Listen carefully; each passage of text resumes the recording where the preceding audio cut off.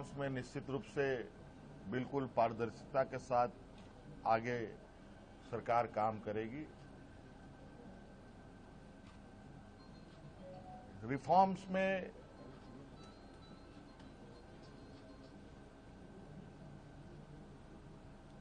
जहां तक मेरा मानना है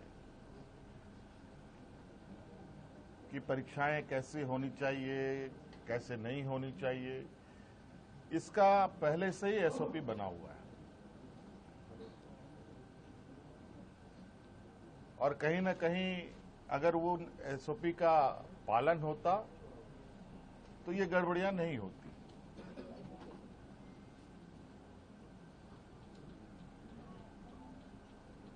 क्योंकि एसओपी में ही इतने कड़े प्रावधान हैं और इतने बेहतर तरीके से परीक्षा लेने का व्यवस्था है, लेकिन फिर भी हम उस रिफॉर्म्स में कुछ और बेहतर करने की चूंकि इतनी बातें आई हैं तो बहुत सारी बातें बात में आती भी हैं, अच्छे सुझाव भी आते हैं, तो उन रिफॉर्म्स में उस सबको भी जोड़ा जाएगा। और चूंकि हमने पोर्टल भी खोल रखा है, चाहे वो छात्र हो, शिक्षक हो, अभिभावक हो, उस विषय पर उस पोर्टल पर अपने सुझाव दे सकते हैं और विशेषज्ञों की टीम के साथ उनको साझा किया जाएगा और क्या बेहतर हो सकता है उसको किया जाएगा। रिफॉर्म्स के लिए हम लोगों ने हमारे आईएएस अधिकारी अमिताभ कौशल जी की अध्यक्षता में कमेटी बनाने का निर्णय लिया है, जो अलग अलग संस्थानों के साथ संपर्क करते, बुद्धिजीवी लोगों के साथ, अच्छे लोगों के साथ संपर्क कर इस रिफॉर्म को पूरा अंजाम तक पहुंचाएंगे।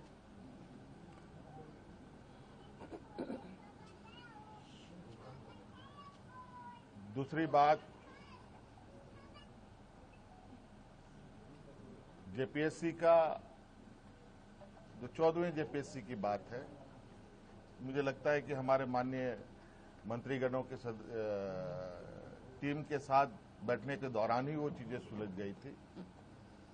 बैकलॉग की भी बात सुलझ गई थी और कई जगह पर लोग नियुक्त भी हुए हैं। उसको लेकर छात्रों के तरफ से भी और मंत्रीगणों की तरफ से भी कोई कंक्लूजन पर नहीं पहुंच पाए। आज इस विषय को पटाक्षेप करने के लिए हम लोगों ने कैबिनेट की विशेष बैठक की। इस बैठक में उन सभी चीजों का समाधान निकालते हुए हम लोगों ने निर्णय लिया है कि टीडीपीएल द्वारा किए गए परीक्षाएं, टीडीपीएल के द्वारा प्रकाशित रिजल्ट और टीडीपीएल द्वारा जो भी अभ्यर्थी चुने गए हैं,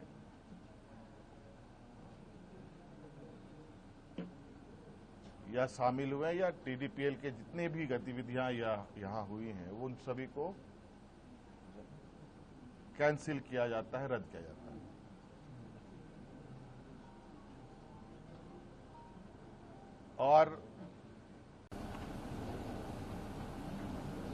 और उस तथ्यों को समझ बुझने के बाद आज कैबिनेट ने जेएसएससी सीजीएल को भी रद्द करने का निर्णय लेगा और पूरा 2014 से अब जितनी भी छोटी बड़ी गलतियां हुई हैं, जिससे भी हुई है, सभी की जांच होगी और साथ में बहुत जल्द केंद्र सरकार के द्वारा जो MMDR एक्ट में जो बदलाव किया गया है, उस संदर्भ में भी हम लोग चर्चा के लिए एकत्रित होंगे। हो सकता है इस विषय पर MMDR एक्ट संशोधन पर हमें विशेष सत्र भी बुलाना पड़े, तो हम लोग बुलाएंगे। धन्यवाद।